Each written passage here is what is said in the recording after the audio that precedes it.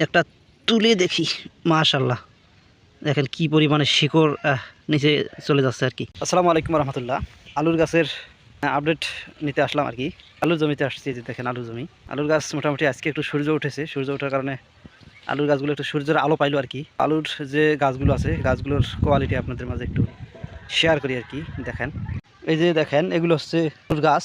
মোটামুটি অনেক বড় হয়ে গেছে গাছগুলো, মোটামুটি অনেক বড় হয়ে গেছে এখন। মানে যে কাঁদিগুলো আছে, কান্দিগুলো সব পূরণ হয়ে গেছে এবং কান্দির গাছের মোটামুটি গঠনটা দেখেন আপাতত অনেক ভালো আছে। কোনো প্রকারের এখন পর্যন্ত কোনো প্রকারের রোগ দেখা দেয় নাই। তো দেখা যাক, মোটামুটি আশা করা যায় একটু রোদ উঠেছে আজকে। এরকম রোদ উঠলে হয়তো গাছগুলো আরও সুন্দর হতো। আসলে অতিরিক্ত শীত এবছর হওয়ার কারণে সমস্যা দেখা দিয়েছে। আশা করা যায় এখন যে রোদ উঠেছে, রোদ উঠলে মোটামুটি সুস্থ হবে গাছগুলো। ওই ফাঁকা জায়গাটাতে যে লাল শাক দিছি, পাশে কিছু লাউ শাকের গাছ দিছি। লাল শাকগুলো যে কত সুন্দর, মানে এই জায়গাটা একটু ফাঁকা পড়েছিল, এই জন্য এই জায়গাটাতে এই ব্যবস্থা করেছি। এবং এই যে বটবটির গাছ দিছি, ইনশাল্লাহ বটবটির গাছও কয়েকদিন পরে ঝিক দিতে হবে। আর এই যে এই সাইডে হচ্ছে এটা হচ্ছে অপর একটা জমি। তো এই অপর সাইডের জমিটাতে এই যে অল্প কিছু, যে বেশি কিছু আলু বাড়ছিল, সেই আলুগুলোর মানে অল্প কিছু কাঁদি দেওয়া হয়েছিল। সে আলুগুলো মানে এগুলো পরে লাগানো হয়েছিল, মোটামুটি অনেক সুন্দর আছে। আর এই যে বেশ কিছু শশার গাছ আছে। তো চলুন একটু ওইদিকে ঘুরে আসি। এটা হচ্ছে যে বাকি যে 6টা কাঁদি আছে, সেই 6টা কাঁদি। এটার গাছের যে কালারগুলো, সেই কালারগুলো অনেক সুন্দর আছে। এবং পাতার মধ্যে দেখেন মনে হচ্ছে তেল পিছলিছে, এমন একটা অবস্থা, পাতাগুলো তেল তেল ভাব। মোটামুটি এই জমির যে পরে যে লাগানোর যে কাঁদি কয়টা, মোটামুটি অনেক সুন্দর আছে কাঁদি কয়টা। গাছ অনেক বড় হয়ে গেছে। মাটি আরেকবার দেওয়ার কথা ছিল, কিন্তু গাছ বড় হয়ে যাওয়ার কারণে এখানে ঢুকতে পারতেছি না আর কি। দেখেন কি পরিমাণে গাছ মানে বড় হয়ে গেছে।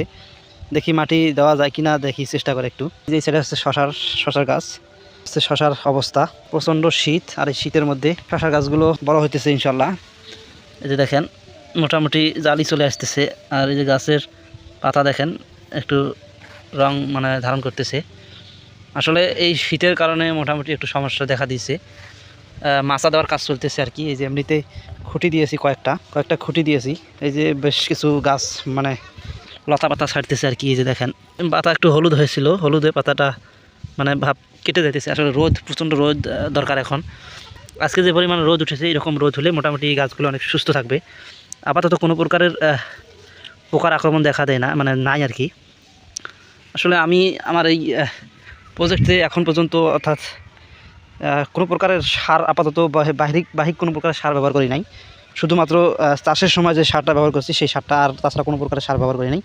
সম্পূর্ণ জৈব সার দিয়েই আপাতত চাষ হচ্ছে। এবং এই যে সাইডে দেখেন, এটা হচ্ছে পেঁয়াজ। পানি সেচ দেওয়ার পরে পেঁয়াজের গাছগুলো কুশি ছাড়তেছে। এই যে দেখেন, এই যে কুশি ছাড়তেছে। তো প্রথমবার লাগানোর পরে ছত্রাকনাশক হিসেবে ম্যানসার স্প্রে করে দিয়েছিলাম। আপাতত কোনো স্প্রে নাই। মোটামুটি দেখা যাক 2-1 দিনের মধ্যে স্প্রে করতে হবে আর কি। এই যে এগুলো হচ্ছে মাচা দেওয়ার জন্য খুঁটি জোগাড় করতেছি আর কি। আমাদের মাচাটা হবে খুব অল্প খরচে, দেখি অল্প খরচে কীভাবে মাচা দেওয়া যায় আর কি। এই যে এই ঘন ঘন করে যে খুঁটিগুলো গাড়া হয়েছে, এগুলো মূলত আমরা রশি দিয়ে মাচা দেওয়ার চিন্তাভাবনা করতেছি। অর্থাৎ প্লাস্টিকের যে রশিগুলো আছে, সেই রশি দিয়ে মাচা দেওয়ার চিন্তাভাবনা করতেছি। অল্প খরচে কীভাবে ভালো একটা ব্যবস্থা করা যায় মাচার, সেই চিন্তাভাবনা করতেছি। ইনশাল্লাহ সেটা আপনাদের মাঝে শেয়ার করব এবং দেখাবো ইনশাল্লাহ। তো সবাই দোয়া করবেন আমাদের জন্য।